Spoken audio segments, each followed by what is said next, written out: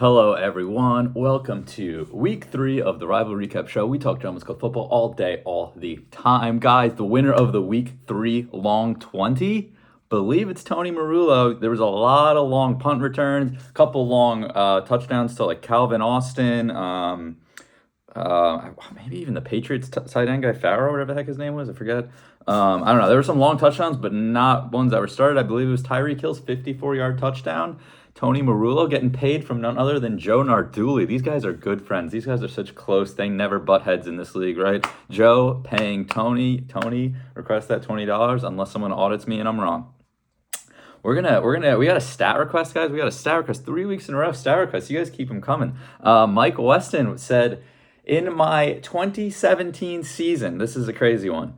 How many touchdowns did my players score? I'm going to set the line at 5, is what Weston said to me, okay? So I went back, I looked through Weston's 2017 season, which is arguably the worst fantasy season to date, except maybe Kevin Lamb's season last year. So after I compiled Mike's numbers, was able to put that together, I decided to do the same for Kevin Lamb because I thought it would be interesting to compare the two. So if you are a true fan of the Rival Recap Show, I want you to drop your prediction in the chat right now. Which of those two seasons had less touchdowns? And when I say touchdowns, I'm not talking passing. I'm talking rushing and receiving only. So like Weston guessing 5. If Weston thinks he had less touchdowns than Kevin Lamb's season last year, I want you to write in the chat Mike 5. Okay, your guess and how many touchdowns they have. I will give you guys a hint right off the bat. 5 is a bad guess. Okay, 5. Horrible guess. Okay, so if you're a fan of the show and you want to drop it in, I'll release the answer at the very end of the video, and you can see if you were right. But as everyone's watching, it'll be nice to see some Mike 5s or Kevin 6s or whatever. As I said, maybe go. Yeah. So let's see how that goes, and I'll release the stats at the end, guys. Without further ado, we're getting to the matchups. The Steens versus the Latin Mooks. The Butter Bowl. 108-85. Ortiz's team looked like it had no life, no juice, nothing cooking, and just overall average performances. 17-point Hollywood Brown was basically his best performer other than Jalen Hurts, and he only played him because Montgomery and Aaron Jones and Zay Jones all injured. So Ortiz got hit with a little bit of an injury bug. Wow, who would have guessed that Aaron Jones and David Montgomery would miss some games when they're in a committee system and they're a little bit older. Wow, crazy. Couldn't have predicted that. But big blunder for me were some starts that I should have had. I should have started Jordan Love. Should have started Cortland Sutton. Would have ended up with like 135 points. Would have looked a lot better than this 108. And maybe some people would have some positive things to say about my team, because honestly, I definitely look like the most fraudulent of the 4 3-0 people. But yeah, we move. I don't mind if the Steens just keep racking in wins. So yeah, good win in for them. Next one, the Lot Lizards, another guy who is 3-0, 118 to Christian 79. Oof, I think Christian. I think I was looking at his three scores through the first 3 weeks, and they're all like really gross. So yeah, Mahomes and Connor were his two good pieces this week, and everything else was horrible. Ian's still just riding his running backs, man. McCaffrey having a nice week. Etienne having a pretty nice week. Jacobs only 11 points, but that's fine. Kirk Cousins, QB2 through 3 weeks, and people gave Ian shit. Crazy, man. You see the thing? Kirk Cousins is on pace for like some outrageous number of yards, like 7,000 yards, like 60 touchdowns or something like that. Justin Jefferson's on pace for 2,500 receiving yards, and the Vikings are on pace to go 0-17. So yeah, I found that to be pretty funny. But yeah, not much more to say than that. Ian's team has been looking strong, definitely top 3 in the league so far through the first 3 weeks, and Christian's team has been looking like an absolute dumpster fire. But Christian made a trade. We'll talk trades at the end. And yeah, hopefully he can turn his season around with that trade. Charlie over Lynch, 142 to 123. Charlie improving to 1-2. The Iman amongst boys finally getting their feet off the ground and having a nice week. Alexander Madison, Cam Akers joins the team, doesn't matter. 17.5 points for Madison. Diggs and Amon. I feel like Diggs and Amon have had like the same points the same as each other every week. Like I think last week it was like both like 14 apiece. Now it's like 19 apiece. I think week 1 they were both in the 20s. So they're trending together. But you know what really looks good about Charlie's team is the fact that the Bills' fucking defense got 32 points. So always gotta be happy when you have an explosive defensive performance. Because Lynch, other side, Devontae Adams 42 points, absolute fucking beast. Lamar Jackson 28 points. I really don't even know how the fuck you can consider Lamar getting 28 fantasy points in that game because he looked so bad. But whatever, I guess 100 rushing yards, 2 touchdowns. That'll do it for you. But yeah, Lynch, another man who made a trade. Moving his quarterback. So yeah, we'll talk the trades at the end. But yeah, Lynch moving on from Mr. Lamar Jackson and taking the loss and unfortunately going 0-3. However, if you look at Lynch's first 3 weeks, his team has been improving by about 20 points each week. So he's trending up. If he can put up about 145 next week, he'll continue that trend. Next matchup, Kevin Lamb versus John Sedano. I'll get into the historic stuff at the end since I already fucking missed the first few matchups. Kevin Lamb, 145, taking his first one. Kevin Lamb's 1-2 in 6th place. Okay, there are 4 3-0 teams. There's only 1-2-1 team, Mr. Tony Marullo. And Kevin Lamb is in 6th place at 1-2. 145 to 102, taking a big win over Sedano. Keenan Allen absolutely popping off. And AJ, I always want to say Antonio Brown. AJ Brown, 22 points, quality. Pollard and Sanders, 15 and 17. Nice.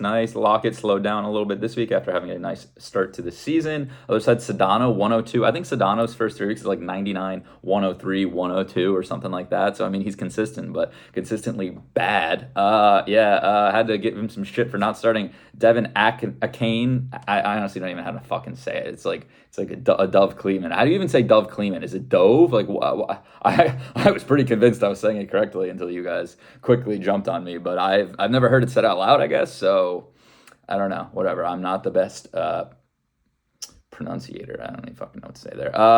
But yeah, so I mean, why would he start him out of nowhere? But hey, 51 points is pretty fucking special. Would have won the matchup. But hey, Johnny falls to 1-2. He's sitting down in 12th place while Kevin Lamb's 1-2 and he's up in 6th place. So there's a lot of action that's going to happen this middle course of the season. A lot of movement.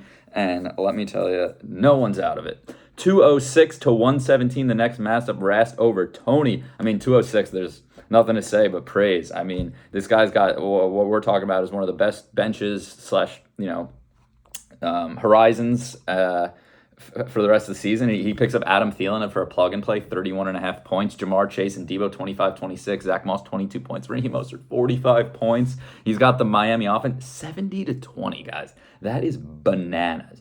Tony, other side, 117. I mean, Tyreek Hill had a nice game. Josh Allen did fine. A lot of, kind of average. But, 117 is a fine scoreline. Nothing to, knock. But I can promise you never we're going to beat that 206. Can't wait to play Rast next week.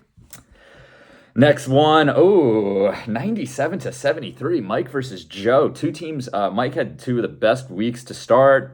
Joe had a really, really good week 2. I think we expected a lot of a lot of firepower in this matchup. What do we get? We get left fucking hanging. 97.9 to 73.56, Joe. What the heck is up with that? Is Joe's team real? Hard to tell, or maybe his team just all came together last week. I don't know yet, but 73.5. Joe reached out to me for a trade the other day. I won't release any details, but I think he called me Mr. Steen or Steen. And I will say that actually put a smile on my face and made me almost want to negotiate with Joe, except I didn't like the offer at all. So yeah, maybe he's coming around. He's trying to figure out where he can, how he can talk to people. But 97 Weston ain't great, but he's happy to get a win. When your team's rolling and you have a stinker of a week and still get a win, that's how Gentlemen's Club championships are won, boys. So good on Weston sneaking that win. Young Esquires, 127 to KDOT, 116. Or should we say the Taylor Swift team, because that's all anyone can talk about Travis Kelce. Eric, 25 points out of Mike Williams, but loses him for the season. Oof. I think I saw he had Laporta and Kelce in, so he might be running 2 tight ends if he's unable to make a trade. He's got Roshan Johnson, Jahan Dotson. He's got some potential flex options, I should say, but he might just be ripping the 2 tight ends. Although here he took a loss to Mr. Spencer, 127. What was Spencer doing? 30 points out of Kenneth Walker, 14.8 out of Swift. 130 rushing yards out of Swift, though, is amazing. McKinnon, 17.8. So Sklar running a sneaky little 3-headed monster with the running backs. He would love to have Garrett Wilson be more of a consistent performer if we can get someone good throwing him the ball. But yeah, that's the matchups. Good for Spencer pulling back a win. 1-2, 9th place. Eric 1-2, 11th place. So quick history update. I improved my record against Ortiz to 5-3. Ian improved his record against Christian to 2-6. Christian had owned his ass, so Ian's kind of come back year by year. Lynch is 3-5 against Charlie. So Charlie extended that to 5-3 this year. Sorry, I'll try and say the winner. Kevin Lamb getting now 2-7 against Sedano. Sedano owned his ass prior to this matchup, so Kevin Lamb going to try and work his way back. John Rast improves his record over Tony Marul to 3-2. Mike Weston improves his record of Joe Nargiuli to 6-1. Whew.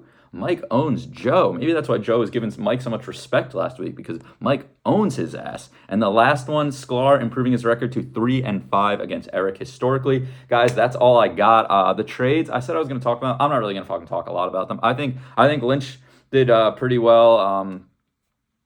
Yeah, I'm not even going to talk about him, because what do I fucking know? What do I have to say? Nothing good, right? All right, the answer to the stat earlier was Mike Weston had less touchdowns, 26, so he thought 5.